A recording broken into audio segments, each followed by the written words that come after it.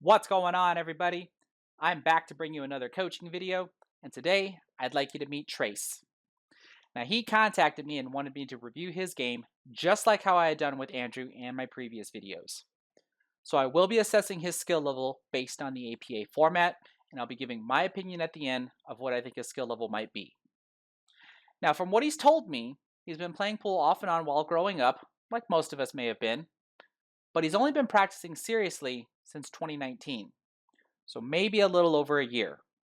So what I hope this review could do for him is point out any bad habits that I think that he might have and can work on, as well as point out different types of pattern plays that I think that he could have done that, in my opinion, are a little bit easier than the ones that he tried. So let's begin.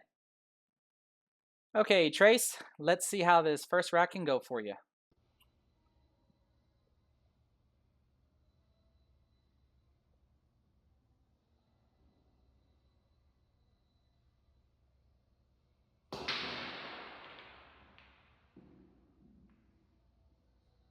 Okay, pretty decent break. We got a nice spread. We just didn't make anything.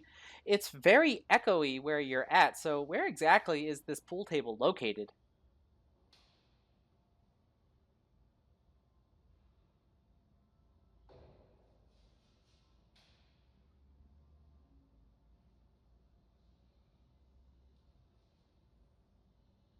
Okay, since you broke dry here on your second turn as player two, it looks like you're going to claim stripes.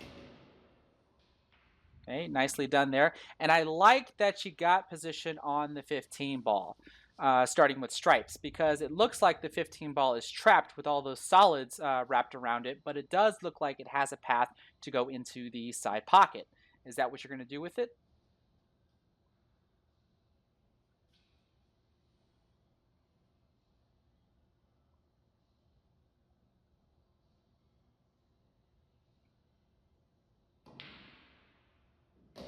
Okay, awesome.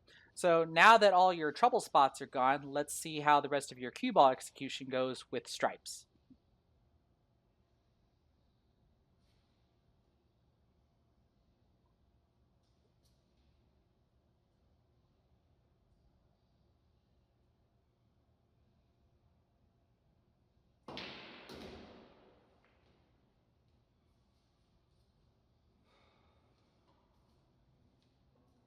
Yeah, that's what I thought. It looks like that is not where you wanted the cue ball to end up. It looks like you wanted the cue ball to be somewhere right around here.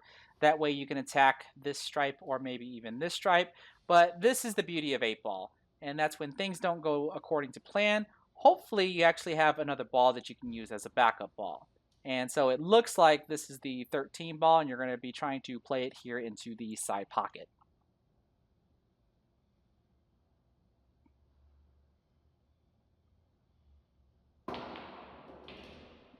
Ooh, just a bit of an overcut there. So we are now on our first inning and going back to solids.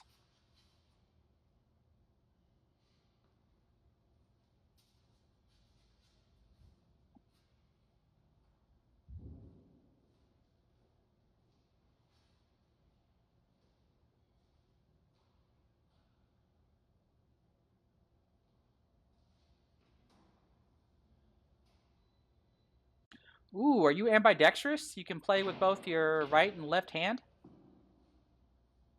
Nicely done, especially with shooting with your offhand there.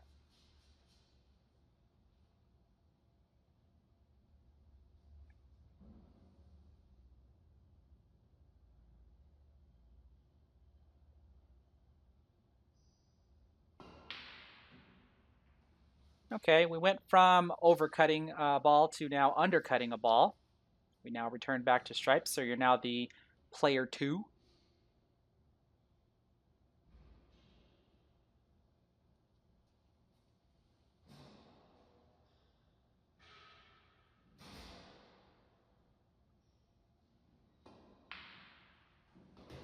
Okay, good shot there. Just let the cue ball naturally roll up.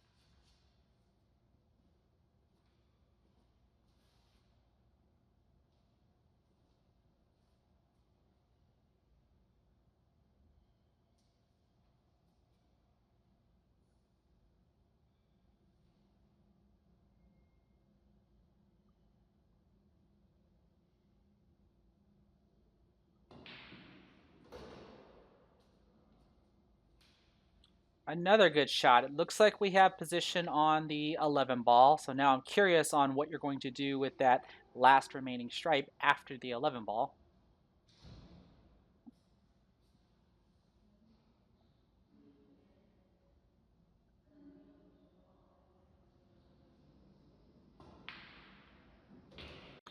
Oh, now that was a good attempt. I think you actually wanted the cue ball to run into that last stripe. We just didn't get the hit that you were actually looking for. And now it looks like you're going to have to bank the ball into the cross side pocket. The fact that you even tried to do that shows me that you have good plans. You have good planning skills here. It's just we didn't execute like we would have wanted.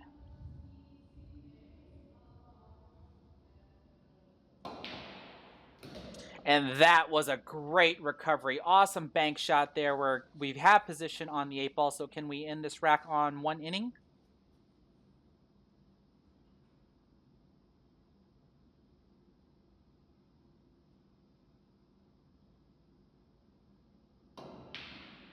Oh no, another undercut. And that puts us on 2 innings.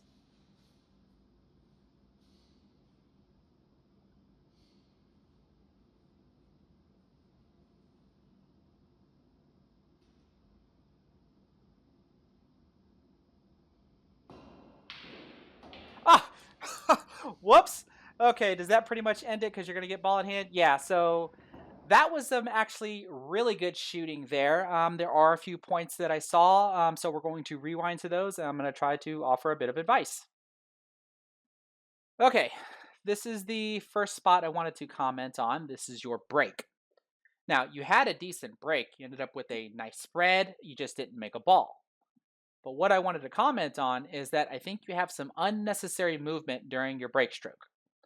And what I mean by that is if I were to draw a straight line through your cue and through the cue ball, I would expect your follow through to look a little something like this. But let's watch a little closer and see what you actually do.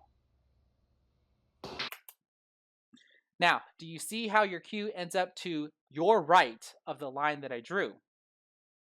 That is because of your grip hand. We can see that during your final stroke, you're actually moving your grip hand closer to your body. Now, I've mentioned this in previous videos, and that's when you move like this, when exactly are you moving? Are you moving before you hit the cue ball, during hitting the cue ball, or after hitting the cue ball?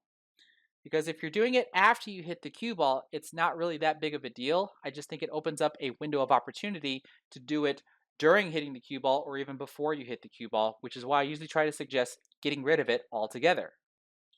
Now, during this break here, I have to believe that you actually moved before you struck the cue ball. And that means you actually put a little bit of right spin on the cue ball. And since you put right spin on the cue ball in this way, your cue ball actually deflects slightly to your left.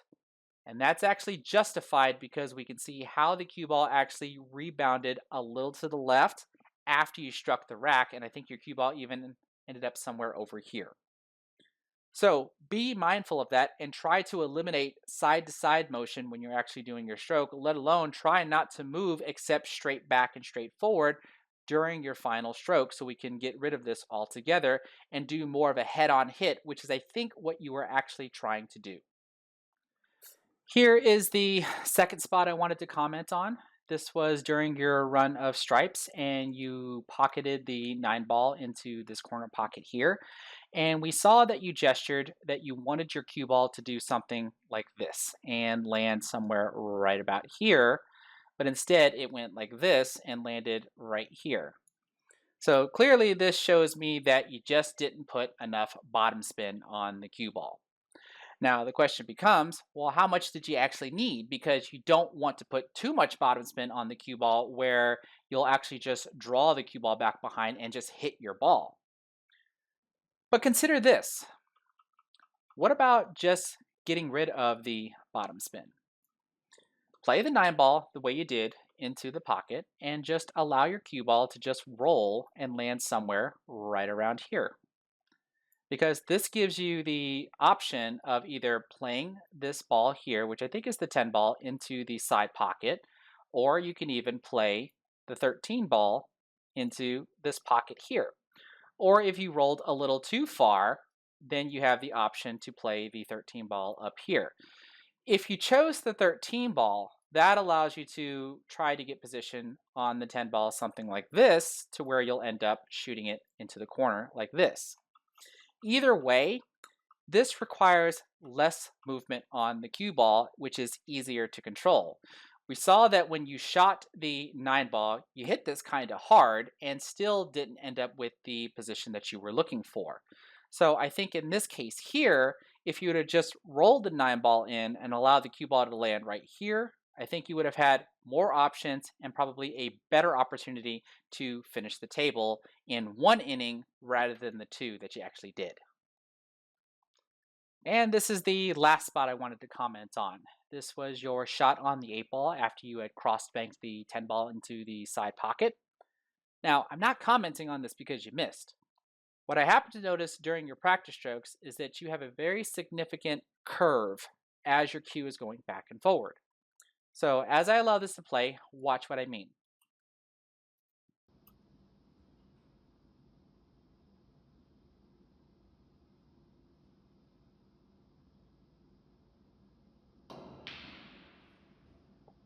Okay, so if we go back and take a closer look at this, what I want you to pay attention to is right here. You can see the movement as your cue is coming back. So we're going to let this play. And as you come back, you see how it's lifting up? So what that tells me is that as your grip hand comes back, your shoulder actually rotates a little bit as well. And then when you come forward, your shoulder rotates down. So if we keep allowing this to play, you can see that very well. And what I also happen to notice is your practice strokes right there tell me that you want to hit this ball with topspin. But if I play this again slowly, on your last final stroke, you pull back and it looks like you're coming up. And then where you strike the cue ball, it looks like you stayed up and you didn't rotate your shoulder down. So you just went straight down into the cue ball and actually hit it more towards the center. So based on your practice strokes, that would actually tell me that you are moving before you hit the cue ball. Your practice strokes indicated to me that you wanted to hit the cue ball with topspin, where your final stroke actually hit more towards the middle of the cue ball. So if you wanted to hit the middle of the cue ball, then what I'm suggesting is that your practice strokes should be at the middle of the cue ball.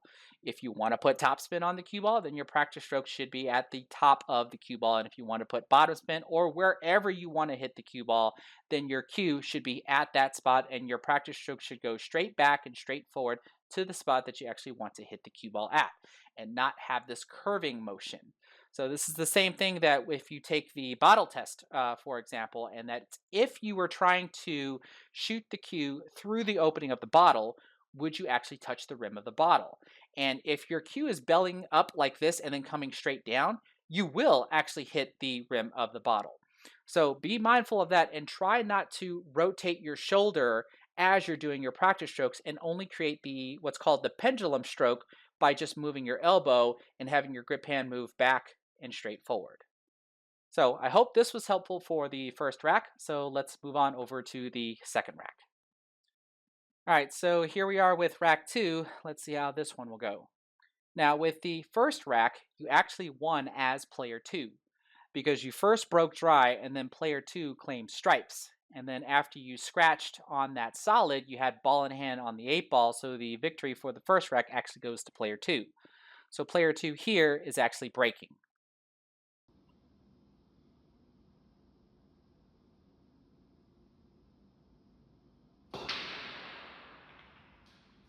Okay, that was more of a head-on break that I think you were looking for on the first rack. Player 2 breaks dry, so that does cost you another inning. We are now on 3, and player 1 is now shooting.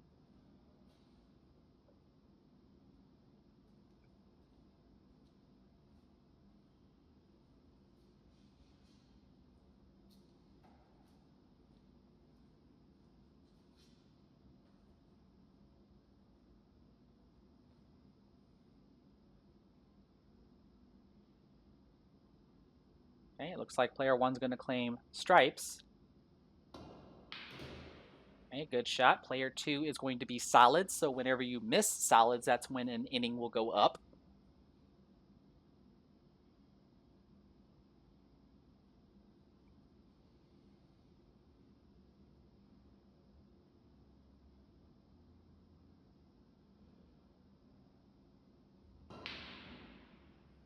Ooh, looks like a bit of an overcut there as you caught the outside of the side pocket. So now we're back to solids.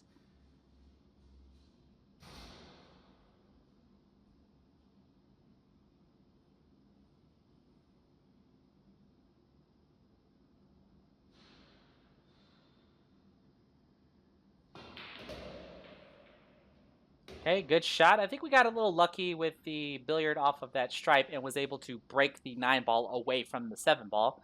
But that's to our favor. Now the 7 ball is free to be made.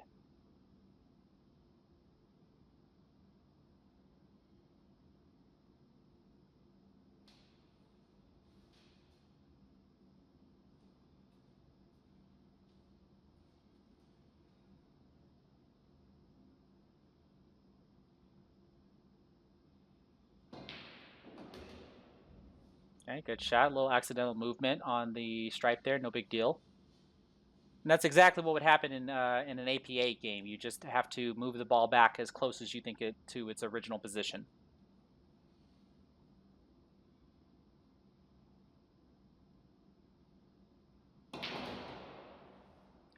Ooh, it looks like you caught the point on the second rail there. I don't think the cue ball actually reacted the way you wanted. And what are we looking at here? Are we going to try to make the 7 into the corner pocket, or are we looking at, is that the 3 ball? Is this a 7-3 combination for the side pocket?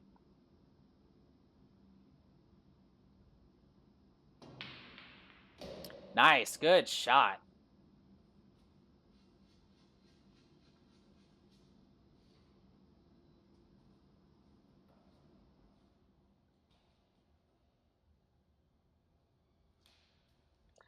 That's awesome. I think what I saw you look at there was you wanted to see how you're going to get your cue ball to do this. Hit this ball, then hit the rail, and then come over here and then break up the 1 ball and the 8 ball that's over here. Because I've been wondering, what are you going to do with the 1 ball?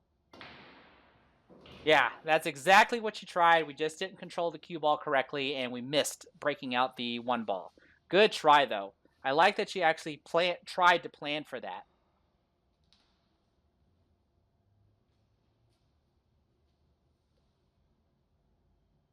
Oh, we're going to do something with the 1 ball. Are you about to do my favorite shot? Oh, you did. That was beautiful. A cut cross bank shot into the side pocket. You can even do shots like that with corner pockets. They're referred to as 1 pocket shots. Those are just beautiful, and you did very well on that. Is this your last solid that you have with the 7 ball?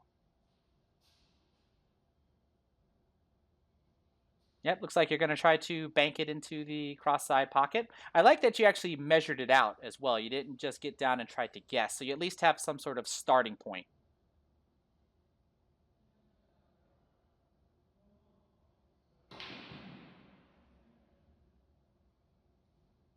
That actually looked a little weird. That actually rebounded a lot for as straight as it looked like you actually hit it, or maybe it's just the camera angle.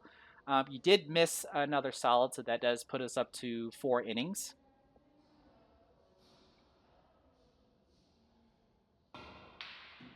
Ooh, I know we weren't expecting that.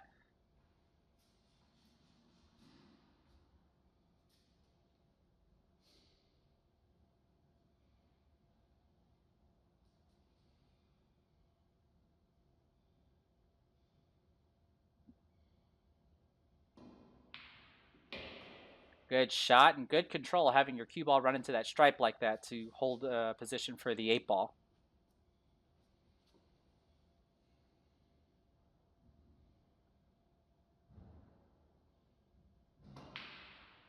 Ooh, that was a drastic undercut there. I'm pretty sure you were trying to make it into the corner pocket there. And that is actually the 5th inning.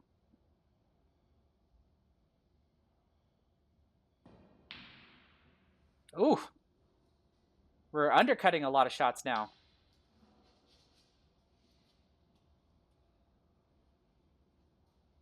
Okay, should you be able to close it out here? This is player two finishing it off.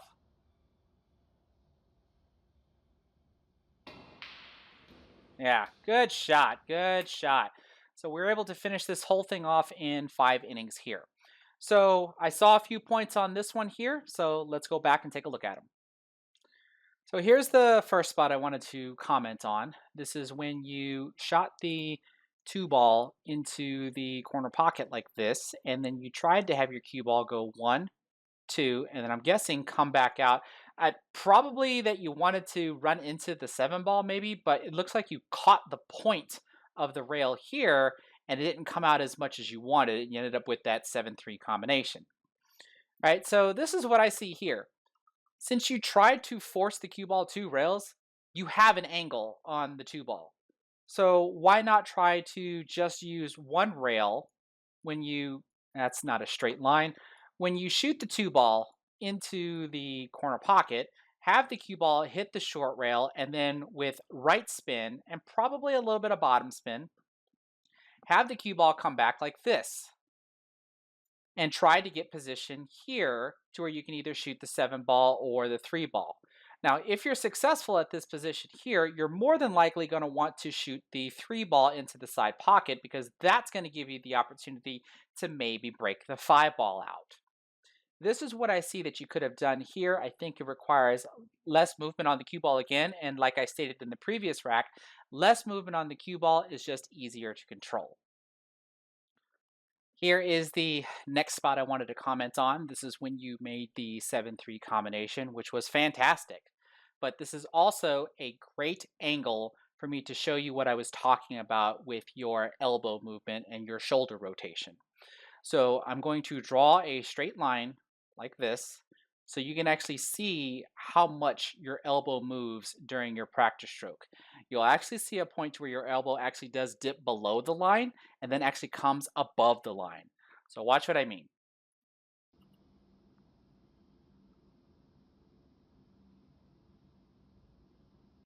So right there, you're below the line, and then on your final stroke, you came above the line there. So that's what I'm talking about when I say that you have this shoulder rotation and why your practice strokes look like they have a very significant curve. So you really want to be mindful of that and just try to hold your shoulder in place and just allow the movement to come from your elbow. That way your stroke will be straighter and you'll probably be more accurate at where you want to actually strike the cue ball.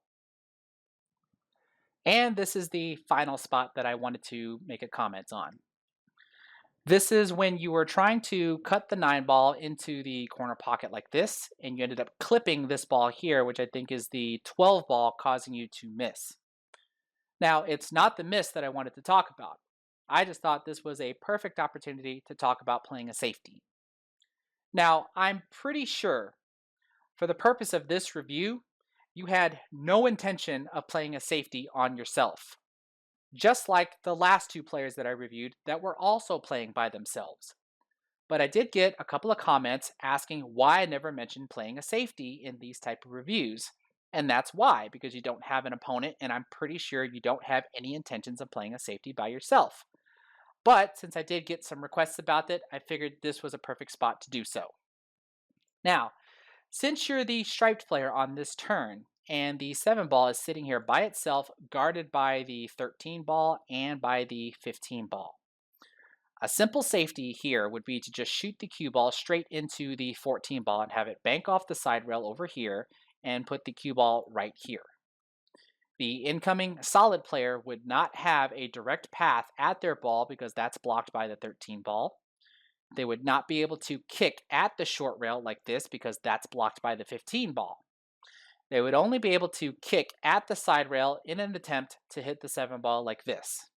And if they fail to do so, or they don't contact a rail after making contact after the 7 ball, or a ball doesn't make contact after contact in the 7 ball, then the incoming striped player would now have ball in hand with the perfect opportunity to try to take the table from there. This is to show the benefit of playing a safety rather than always trying to go for a shot when it's your turn. Because we did see that when you did try to go for the 9 ball and you missed, The solid player had a clear shot on the 7 ball. They just missed the 8 ball after making the 7 ball. So you don't always have to go for a shot. You can always try to play a safety, especially in moments like this when your opponent only has 1 ball left on the table and you, as the striped player here, have plenty of stripes to hide behind. But like I said, I'm pretty sure you had no intention of playing a safety, playing against yourself, but I at least wanted to mention the possibility and the benefits of playing a safety. So, for my final remarks, I think you have a very solid game for only playing serious a little over a year. Now, if I'm going to rank you in the APA format based on these two racks, I'm probably going to have to say a mid level 5 and then lean towards a high skill level 4. And the biggest reason for that was how you were actually missing during the course of these two racks, especially in this last rack here. After you had made the 7 ball, you severely undercutted the 8 ball going to the corner pocket. Maybe you were trying to go for the side pocket, I couldn't really tell, but from this angle here, it looks like you should be going for the corner pocket. Nonetheless, after you had missed the 8 ball and you had a wide open table with stripes, you missed the next stripe shot that allowed you to close this rack out as solids. Had you not missed stripes on that turn, then I would have said that you were just a mid-level 5. So I hope with the information that I provided here and some of the things that I pointed out, you'll be able to find useful, and you can clearly just allow your game to just start skyrocketing after that, especially since you have your own home table to actually play on. Now, for my viewers, what do you think of that assessment? Do you agree? Do you disagree? Is he actually a little bit higher? Let me know in the comment section below. And of course, if you have other options that you think Trace could have done during the course of these two racks, leave a comment with the timestamp of the shot and the option that you think that he could have done. And I'm certain Trace would be more than appreciative. So if you like what you saw, give this video a thumbs up and don't forget to subscribe. Take care, everybody.